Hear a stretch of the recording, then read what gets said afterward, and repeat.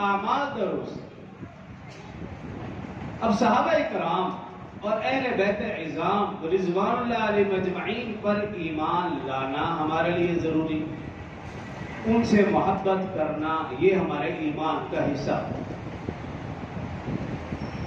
لیکن ایمان وہ قابل قبول ہوگا جو قرآن و حدیث نے بتایا، جو رسول اللہ صلی اللہ علیہ وسلم نے بتایا، اس طرح ایمان لائیں گے تو ایمان قابل قبول ہوگا. اگر قرآن و حدیث کے راستے سے ہٹ کر ایمان لائیں گے تو وہ ایمان بھی قابل قبول نہیں. صحابہ اور اہل بیت عظام سے محبت یہ ایمان کا حصہ ہے. اگر محبت نہیں تو ایمان بھی نہیں. لیکن صحابہ اور اہل بیت سے محبت وہ قابل قبول ہے جو قرآن و حدیث کے مطابق ہے، اللہ اور اللہ کے رسول کے فرامین کے مطابق ہے، اور وہ محبت قابل قبول ہے تابعین، تبع تابعین، مفسرین، محدثین، محققین، اولیاء کرام نے جس انداز میں صحابہ کرام اور اہل بیت سے محبت فرمائی، اس طرح ہم محبت کریں گے، رکھیں گے تو محبت قابل قبول.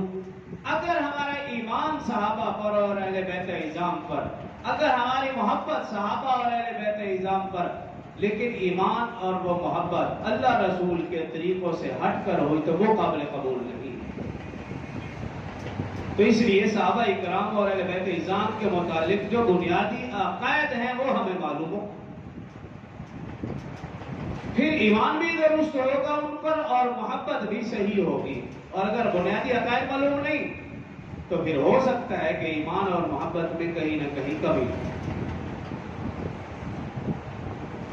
صحابہ کرام اور اہل بیت عظام کے متعلق جو بنیادی عقائد ہیں ان کو جمع کرنے والے دو بڑے حضرات، ان کا نام اور کتاب کا حوالہ دے کر بتاؤں گا.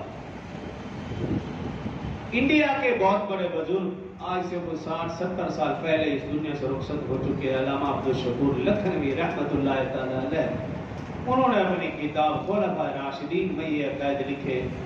پاکستان سے علامہ ڈاکٹر خالد محمود رحمۃ اللہ تعالی علیہ پی ایچ ڈی لندن، انہوں نے بھی اپنی کتاب خلفائے راشدین صفحہ نمبر 47 اس کے اوپر درج کی ہے. اور ان حضرات نے قرآن و حدیث کی روشنی میں یہ عقائد جمع فرمائے ہیں، تو اپنی طرف سے نہیں، قرآن و حدیث کی روشنی میں جمع فرمائے. ان عقائد کو ذکر